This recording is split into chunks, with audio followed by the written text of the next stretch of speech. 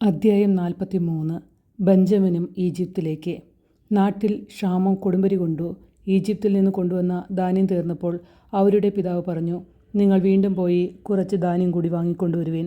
അപ്പോൾ യൂദാ പറഞ്ഞു, അനുജനെ കൂടാതെ വന്നാൽ നിങ്ങൾക്കെന്നെ കാണാൻ സാധിക്കുകയില്ല എന്ന് അവൻ ഞങ്ങളോട് തീർത്തു പറഞ്ഞിട്ടുണ്ട്. ഞങ്ങളുടെ സഹോദരനെ കൂടെ അയക്കാമെങ്കിൽ ഞങ്ങൾ പോയി ധാന്യം വാങ്ങിക്കൊണ്ടുവരാം. അങ്ങ് അവനെ അയക്കുന്നില്ലെങ്കിൽ ഞങ്ങൾ പോകുന്നില്ല.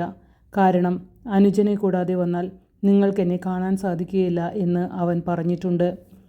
ഇസ്രായേൽ ചോദിച്ചു, നിങ്ങൾക്കൊരു സഹോദരൻ കൂടിയുണ്ടെന്ന് അവനോട് പറഞ്ഞ് എന്നെ ദ്രോഹിച്ചതെന്തിന്? അവർ മറുപടി പറഞ്ഞു, അവൻ ഞങ്ങളെയും ബന്ധുക്കളെയും കുറിച്ച് വളരെ വിശദമായി അന്വേഷിച്ചു.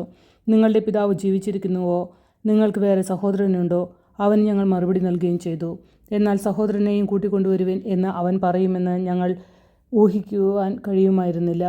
അപ്പോൾ യൂദാ പിതാവായ ഇസ്രായേലിനോട് പറഞ്ഞു, നമ്മൾ അങ്ങും ഞങ്ങളും നമ്മുടെ കുഞ്ഞുങ്ങളും മരിക്കാതെ ജീവനോടെ ഇരിക്കണമെങ്കിൽ അവനെ എൻ്റെ കൂടെ അയക്കുക. ഞങ്ങൾ ഉടനെ പുറപ്പെടാം. അവൻ്റെ ചുമതല ഞാൻ ഏറ്റുകൊള്ളാം. എൻ്റെ കയ്യിൽ നിന്ന് അങ്ങേക്ക് അവനെ ആവശ്യപ്പെടാം. അവനെ അങ്ങയുടെ മുമ്പിൽ തിരികെ കൊണ്ടുവരുന്നില്ലെങ്കിൽ ആ കുറ്റം എന്നും എൻ്റെ മേലായിരിക്കട്ടെ. നമ്മൾ ഇത്രയും താമസിക്കാതിരുന്നെങ്കിൽ ഇതിനകം 2-ാം പ്രാവശ്യം പോയി തിരിച്ചു വരാമായിരുന്നു. അപ്പോൾ അവരുടെ പിതാവായ ഇസ്രായേൽ പറഞ്ഞു, കൂടിയേ തീരൂ എങ്കിൽ അപ്രകാരം ചെയ്യുക.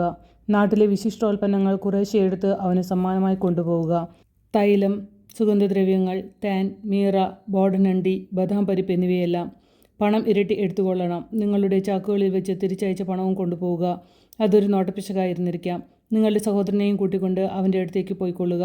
സർവശക്തനായ ദൈവം അവൻ്റെ മുമ്പിൽ നിങ്ങളോട് കാരുണ്യം കാണിക്കട്ടെ. അവൻ നിങ്ങളുടെ സഹോദരനെയും ബെഞ്ചമിനെയും തിരിച്ചയക്കട്ടെ. മക്കൾ എനിക്ക് നഷ്ടപ്പെടണമെന്നാണെങ്കിൽ അങ്ങനെയും ആകട്ടെ. സമ്മാനവും ഇരട്ടി തുകയും എടുത്ത് ബെഞ്ചമിനോടുകൂടി അവർ ഈജിപ്തിലെത്തി ജോസഫിൻ്റെ മുമ്പിൽ ഹാജരായി. അവരുടെ കൂടെ ബെഞ്ചമിനെ കണ്ടപ്പോൾ ജോസഫ് വീട്ടുകാര്യസ്ഥനെ വിളിച്ചു പറഞ്ഞു, ഇവരെ വീട്ടിലേക്ക് കൂട്ടിക്കൊണ്ടുപോവുക. ഒരു മൃഗത്തെ കൊന്ന് സദ്യ ഒരുക്കുക. ഇവർ ഇന്നുച്ചയ്ക്ക് എൻ്റെ കൂടെയായിരിക്കും ഭക്ഷണം കഴിക്കുക. ജോസഫ് പറഞ്ഞതുപോലെ അവൻ അവരെ വീട്ടിലേക്ക് കൂട്ടിക്കൊണ്ടുപോയി. വീട്ടിലെത്തിയപ്പോൾ അവർക്ക് പേടിയായി. അവർ പറഞ്ഞു, കഴിഞ്ഞ തവണ ചാക്കിൽ തിരികെ വെച്ചിരുന്ന പണം കാരണമാണ് അവൻ നമ്മെ ഇവിടെ കൊണ്ടുവന്നിരിക്കുന്നത്. അവസരമുണ്ടാക്കി നമ്മെ കീഴ്പ്പെടുത്തി അടിമകളാക്കുകയും നമ്മുടെ കഴുതുകളെ പിടിച്ചെടുക്കുകയുമാണ് അവൻ്റെ ഉദ്ദേശം. അതുകൊണ്ട് അവർ വീട്ടുവാതിക്കൽ വെച്ച് ജോസഫിൻ്റെ കാര്യസ്ഥനെ സമീപിച്ച് സംസാരിച്ചു. അവർ പറഞ്ഞു, യജമാനെ, മുമ്പൊരിക്കൽ ധാന്യം വാങ്ങുന്നതിന് ഞങ്ങൾ ഇവിടെ വന്നിരുന്നു. മടക്കയാത്രയിൽ വഴിയമ്പലത്തിൽ വച്ച് ചാക്കഴിച്ചപ്പോൾ ഞങ്ങൾ ഓരോരുത്തരും കൊടുത്ത പണം ഞങ്ങളുടെ ചാക്കിൽ തന്നെ ഇരിക്കുന്നു. ഞങ്ങൾ അത് തിരികെ കൊണ്ടുവന്നിട്ടുണ്ട്. ധാന്യം വാങ്ങാൻ ഞങ്ങൾ വേറെ പണവും കൊണ്ടുവന്നിട്ടുണ്ട്. പണം ചാക്കിൽ തിരികെ വെച്ചത് ആരെന്ന് ഞങ്ങൾക്ക് അറിഞ്ഞുകൂടാ. അവൻ പറഞ്ഞു, ശാന്തരായിരിക്കുവിൻ, ഭയപ്പെടേണ്ട. നിങ്ങളുടെയും നിങ്ങളുടെ പിതാവിൻ്റെയും ദൈവമാണ് നിങ്ങളുടെ ചാക്കുകളിൽ നിധി നിക്ഷേപിച്ചത്. നിങ്ങളുടെ പണം ഞാൻ കൈപ്പറ്റിയതാണ്. അവൻ ശിമയോനെ അവരുടെ അടുത്തേക്ക് കൊണ്ടുവന്നു. അനന്തരം അവരെ ജോസഫിൻ്റെ വീട്ടിനുള്ളിൽ കൊണ്ടുചെന്ന് അവർക്ക് വെള്ളം കൊടുത്തു. അവർ കാൽ കഴുകി, കഴുതകൾക്കും തീറ്റി കൊടുത്തു. ഉച്ചയ്ക്ക് ജോസഫ് വരുന്നതിന് മുൻപ് അവർ സമ്മാനം ഒരുക്കി വെച്ചു. കാരണം അവിടെയായിരിക്കും തങ്ങൾ ഭക്ഷണം കഴിക്കുകയെന്ന് അവർ അറിഞ്ഞിരുന്നു. ജോസഫ് വീട്ടിൽ വന്നപ്പോൾ അവർ തങ്ങളുടെ പക്കലുണ്ടായിരുന്ന സമ്മാനം അവൻ്റെ അടുത്ത് കൊണ്ടു ചെന്നു. അവർ അവനെ താണുവീണ് വണങ്ങി. അവൻ അവരോട് കുശലം ചോദിച്ചു, നിങ്ങളുടെ പിതാവിന് സുഖം തന്നെയോ? നിങ്ങൾ പറഞ്ഞ വൃദ്ധൻ ഇപ്പോഴും ജീവിച്ചിരിക്കുന്നുവോ? അവർ പറഞ്ഞു, അങ്ങയുടെ ദാസനായ ഞങ്ങളുടെ പിതാവിന് സുഖം തന്നെ. അദ്ദേഹം ജീവനോടിരിക്കുന്നു. അവർ കുനിഞ്ഞവനെ വണങ്ങി. അവൻ തലയുയർത്തി നോക്കിയപ്പോൾ തൻ്റെ സഹോദരൻ ബെഞ്ചമിനെ കണ്ടു, തൻ്റെ അമ്മയുടെ മകൻ. അവൻ പറഞ്ഞു, ഇവനാണോ നിങ്ങൾ പറഞ്ഞ ഇളയ സഹോദരൻ?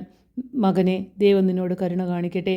തൻ്റെ സഹോദരനെ പ്രതി ഹൃദയം തേങ്ങിയപ്പോൾ ജോസഫ് കരയാനൊരിടം നോക്കി. കിടപ്പറയിൽ പ്രവേശിച്ച് അവൻ കരഞ്ഞു. അവൻ മുഖം കഴുകി പുറത്തു വന്ന് തന്നെ നിയന്ത്രിച്ചുകൊണ്ട് പറഞ്ഞു, ഭക്ഷണം വിളമ്പുക. അവനും അവർക്കും അവൻ്റെ കൂടെയുള്ള ഈജിപ്തുകാർക്കും അവർ വേറെ വേറെയാണ് വിളമ്പിയത്. കാരണം ഈജിപ്തുകാർ യഹൂദരുടെ കൂടെ ഭക്ഷണം കഴിക്കാറില്ല. അത് ഈജിപ്തുകാർക്ക് നിഷിദ്ധമായിരുന്നു. മൂത്തവൻ മുതൽ ഇളയവൻ വരെ മൂപ്പനുസരിച്ച് അവർ അവൻ്റെ മുമ്പിലിരുന്നു. അവർ അമ്പരന്ന് അന്യോന്യം നോക്കി. ജോസഫ് തൻ്റെ ആഹാരത്തിൽ നിന്ന് ഓരോ പങ്ക് അവർക്ക് കൊടുത്തു. എന്നാൽ ബെഞ്ചമിൻ്റെ പങ്ക് മറ്റുള്ളവരുടേതിൻ്റെ 5 ഇരട്ടിയായിരുന്നു. അവർ കുടിച്ച് അവനോടൊപ്പം ഉല്ലസിച്ചു.